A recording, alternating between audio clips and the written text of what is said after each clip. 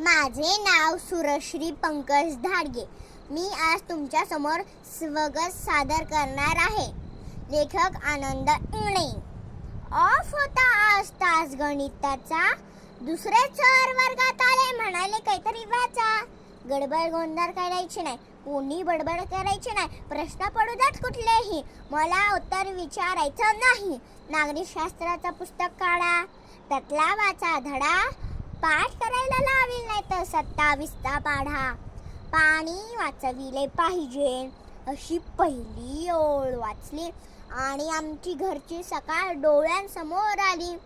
ताई घसते दात सोडून बेसिन मधला नळ. बाबा करतात धाडी, तेव्हा पाणी वाहते खळखळ. ताजं पाणी पाहिजे म्हणून आई ओतते भरलेला अर्धा घडा. शाळेत मात्र शिकवायलाच लागतो नागरिकशास्त्राचा धडा. सामाजिक स्वच्छता राखा अशी दुसरी ओळ वाचली आणि मग आठवलं, आजी टाकते खिडकीतून खाली गुंतावडी. रस्त्यात टाकला कचरा. त्यात एवढं काय झालं, घरामधून बाहेर टाकला तेवढं पुढेच झालं. तंबाखूच्या पिचकाऱ्यांचा रस्त्यात असतो सडा. फक्त शाळेत शिकायचा असतो नागरिकशास्त्राचा धडा.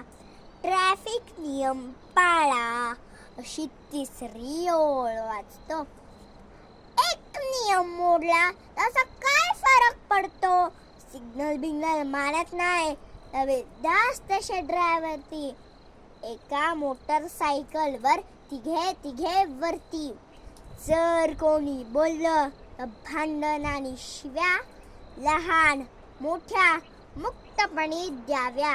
कुठे कुठे पोचायची सगळ्यांनाच घाई, तरी सुद्धा वेळेवर कोणच पोचत नाही.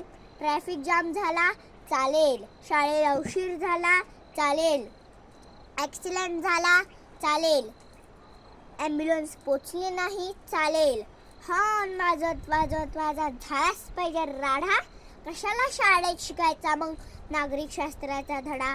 खरं तर नागरिकशास्त्र 100 मार्कांचा ग. मोठ्यांनी त्या छोट्यांपर्यंत सहज पोचावं. माझ्यामुळे इतरांना त्रास होणार नाही एवढंच असतं नागरिकशास्त्र, बाकी काही नाही.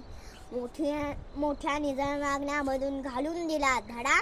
नको शाळेत शिकायला मग नागरिकशास्त्राचा धडा. नको शाळेत शिकायला मग नागरिकशास्त्राचा धडा. धन्यवाद.